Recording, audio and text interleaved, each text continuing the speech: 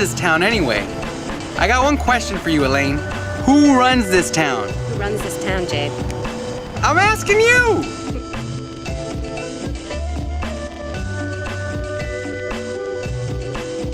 Welcome to our very first installment of a show with no intros because Elaine doesn't like them, but I'm gonna sneak mine in. I'm Jade, Esteban, Estrada, and this is Elaine Wolff. Don't tell her I said that, but this is Who Runs This Town? And today we're gonna talk to District 1 Councilman Diego Bernal. Excited! Because there's so many exciting things happening in San Antonio that all have to do with District 1 because it's right in the center of the city.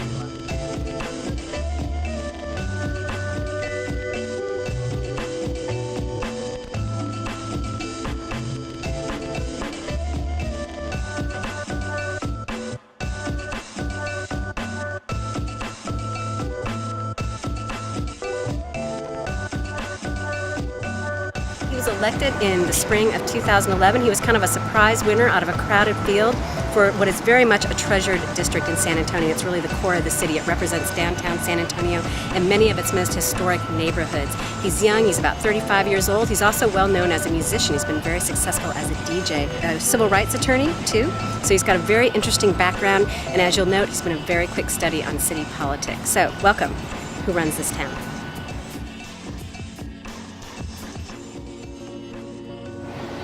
So let's talk a little bit about the Alamo Stadium fight that went down at the San Antonio Independent School District Board. I got the feeling that you kind of shook it up a little bit when you appeared at that meeting and publicly opposed putting professional soccer in the stadium.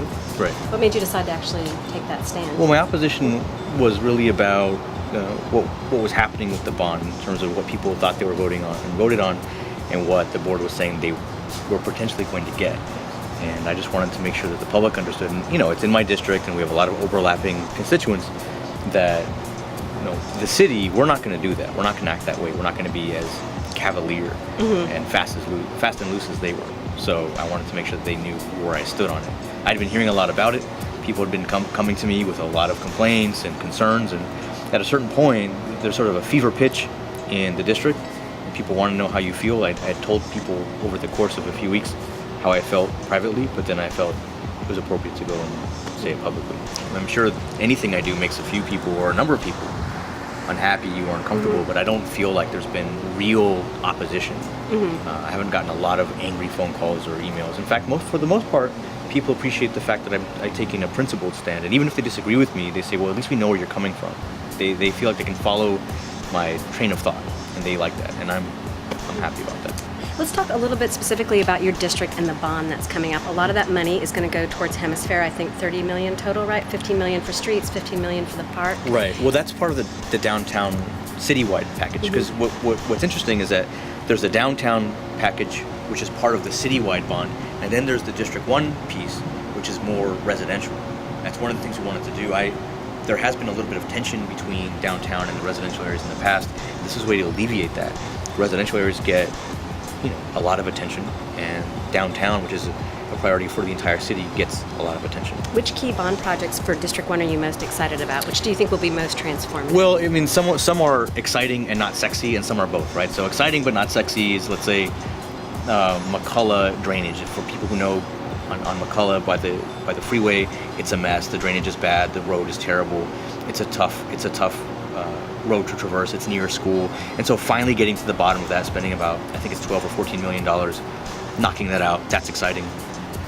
I recognize that in my district there are a lot of areas that have been neglected for a very long time, 20, 30 years. And if you look at the city's 5-year improvement plan, for the most part, I mean, it's an important plan, but it can't get to everything. And so what we've done is we put together a small package of money, maybe about $6 million, that will go directly into the 7 or 8 poorest neighborhoods in the district and give them infrastructure help that they otherwise would not get. And so part of the bond ask is going to be to the rest of the district to say, look, be a good neighbor, help these folks out, help deliver something that they've never gotten before. We identified in just those 8 neighborhoods $30 million of need, but we're going to have to whittle it down to 6, and then hopefully if it's successful, we'll do it again and again. Well, I'm just telling you. Yeah. Right? Because I don't want to plant the seed. Yeah. This effort to make me make a fool of myself is not going to happen. We'll give you a few minutes with Jade, and I think it will. Does it look like I have my arm around him? No, you're unless that's what y'all are going for. Diego, that's state rep stuff. You gotta stop that. Diego, what's going on? How are you? I'm good.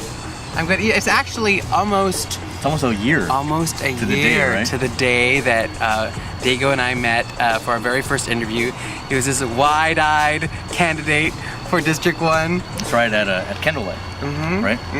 And all of a sudden, he's Ava Perón. You can take of District 1. You can take full credit. You kickstarted the whole thing. But when we started talking about all that, and we got to the public got to know a little bit about you, we also stumbled upon your musical career, which I want to talk about a little bit more.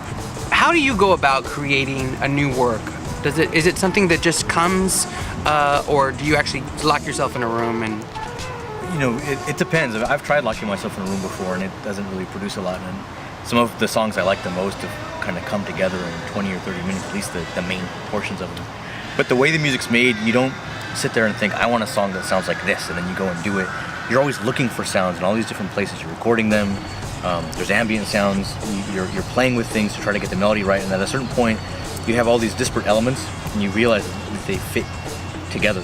But the song kind of makes it itself. I know that sounds ridiculous. No, don't. But I often don't sit there and think I want to make a song that sounds like this. I think the only thing I think is I want to make a song that's slow, or a song that's fast, or a song that's happy. Like I'll start with that. So it's sort of a tempo thing. Does it end up being that? Half the time it doesn't. Oftentimes I'll start something it's 115 beats per minute, and then by the end of it it's an 85 beat per minute because it sounds better slower. So just how it goes. Are you one of those people that just, like, once you get going, you don't stop, or do you go, no, I need to walk away from this? It depends. Like for right now, I've got a song that I'm working on, and I've had that song sitting there for about a month. Part of it because I'm busy doing this stuff, which is great. But there might be a moment where I sit down and I knock out the rest of it in an hour and a half. I've got all the elements I need, it's just sort of sequencing it and patterning it. And there are other days where I can sit down and have, I think for the most part, the skeleton of a song in an hour or two. It just depends. I think every artist is like that.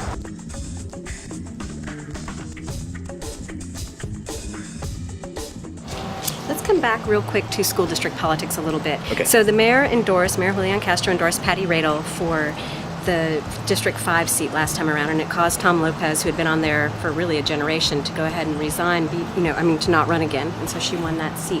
Right. And now we have the District 3 seat open. Is that something that you think council should get involved in again in any fashion? I believe that council members have the prerogative to do what they want and endorse who. Some people will stay out of it completely. Some people pick and choose what they get involved with. I don't think that it's off the table, and I also don't think that these two entities operate completely independently of one another. Right? I mean, there is overlap. The politics do touch. Clearly, Alamo City is a good example of that. So I didn't think it was inappropriate for me to get involved in that at all. In fact, I thought it was very appropriate. So to the extent that other council people want to get involved in these things, I think that's a prerogative. So I assume you're going to run for a second term? I think that's. Yeah, you think that's a pretty good assumption. I think at it's this point, right? a fair good. bet. All right, good. So you seem like sort of a long-term planner. What are some of your long-term goals from the district? Well, I want to continue to deliver things to neighborhoods that have been ignored for a long time. At the same time, I want to make sure that the neighborhoods that are treasures, Monte Vista, King William, River Road, that they continue to get the help that they need, Tobin Hill, to continue on that path. They're good models that you want to sustain. And then on top of that, we have to move the city forward. So with focusing on downtown, increasing development, bringing student housing, increasing the art presence downtown and everywhere. And those are things that I think improve the quality of life of everybody. And so my focus is on people, even if it's an economic development thing, even if it's a downtown thing, it's to benefit the people who live in this town, the residents. Because if we get that right, then the tourists will follow. You don't go somewhere, you don't go to, I don't know where you might go. Where do you go, Elaine? Where do I go when I actually have free time? When's your next vacation? Oh, my next vacation? Oh, I go to New York City often. Yeah, okay, right. Well, no one goes to New York and asks where the tourists are, right? They want to know where the people are. And so, if you make the whole city a place, from the north to the south, east and west, if you make the city a place where residents want to spend time, the tourists will figure it out and spend time there anyway. So I think it's time to turn our attention to the folks who live here and get that right.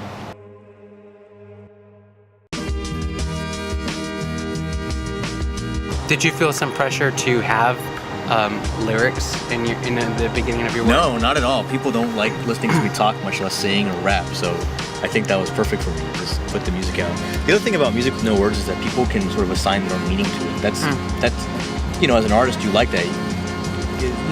For you, you're telling a story. People connect with it, relating it to their own life. Each person's life is so different that they connect with it a different way.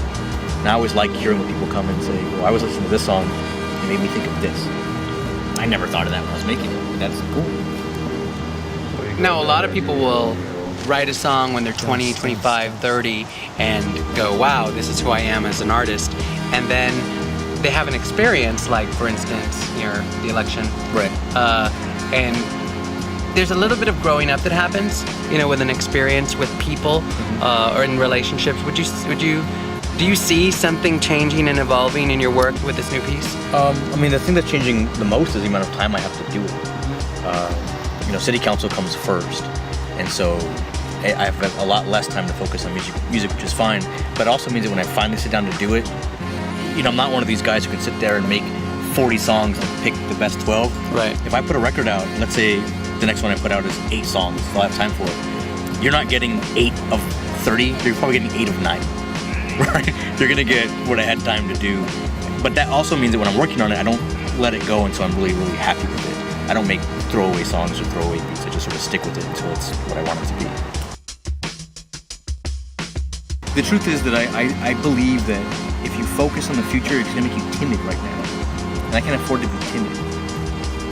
I'd rather get voted out for doing something that I'm cool with than feeling kind of crappy about myself by tiptoeing around things. So I'm not really thinking about it. I get asked a lot. That's the question I got asked the most on election day. Asked a lot about What you gonna do next? Yeah.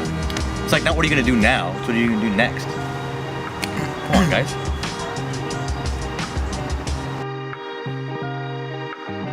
You and the Castro twins were both raised by single parents, Yes. by single mothers. Do you think there's anything in particular that you all have in common because of that? I certainly think that we see the value of mothers. And we look to our mothers as sort of superheroes. And I think that we also recognize how much support single moms need. You grow up watching your mom struggle to make it all happen, being that Swiss Army person doing everything. And if you understand that that's sort of a common experience around the country and in this town. Particularly in this town, it's a very common experience. Right. So you certainly want to provide them with the support necessary, because clearly, not to toot my own horn, but clearly looking at those guys and myself, it's not a death sentence, right? Your trajectory isn't diminished because you're from... You've done all right. I've done okay, Yeah. But your trajectory is not diminished because you come from a single mom, but they certainly need support. And as I've been older, I've thought about it more and more. She's incredible.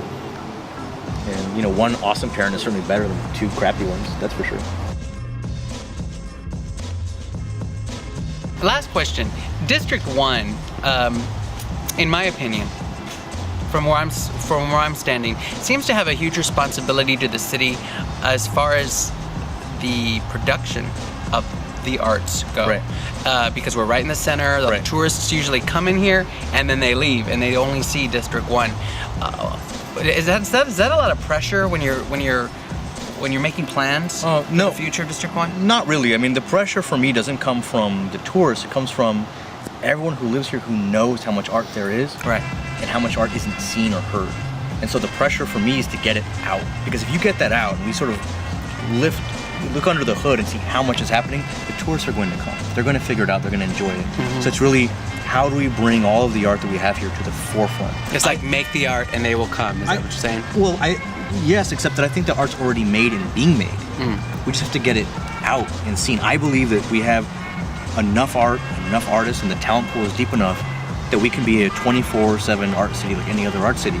We just have to find the appropriate ways to get it seen and heard. It's really an exposure thing as opposed to whether or not it's being produced. Right. I lied. I have one more question. Okay. You were talking off camera also about your field office and how you have some art there that's being... Right.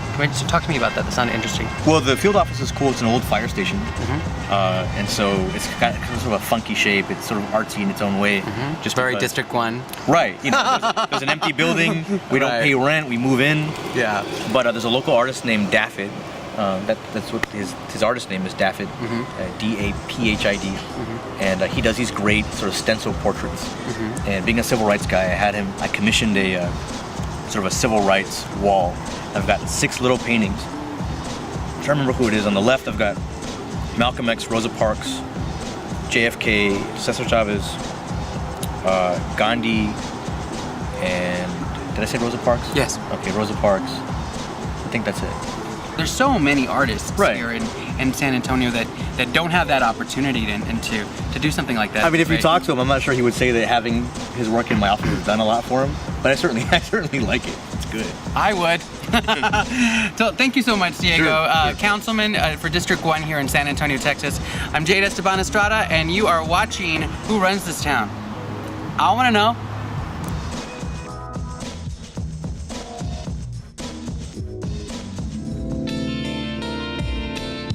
What else is going on in District 1? You called it the most important district as far as the arts go. I think so, Why do you because think that is? because tourists come to town and they kind of only just stay in District 1 sometimes. No offense to the other districts, but you come in to see the Alamo, you stay in the downtown hotels, you come to, this whole area has What a do lot you of art think to do in galleries. District 10? I mean, I would totally go to District 10 and hang out for the day if I knew what to do. Shopping! We're here right in front of the John H. Wood Jr. United States Courthouse, which has some interesting history. That's exactly right. John H. Wood, named after a judge who was assassinated during a very famous drug trial by Woody Harrelson's father, no less. The style of architecture has a great name. It's like Brut Moderne or something like that, which it is. It's Sounds good. Brutish, but in a like a fabulous way. I love it. I love this building. And so the federal courthouse is actually going to relocate closer to downtown proper. And there was some talk originally that as part of the HemisFair makeover that the courthouse would go away. Not everybody's a fan of it. I love it. I call it the alien mushroom. If I were to go to another planet, I'd expect to see mushrooms that look just like that.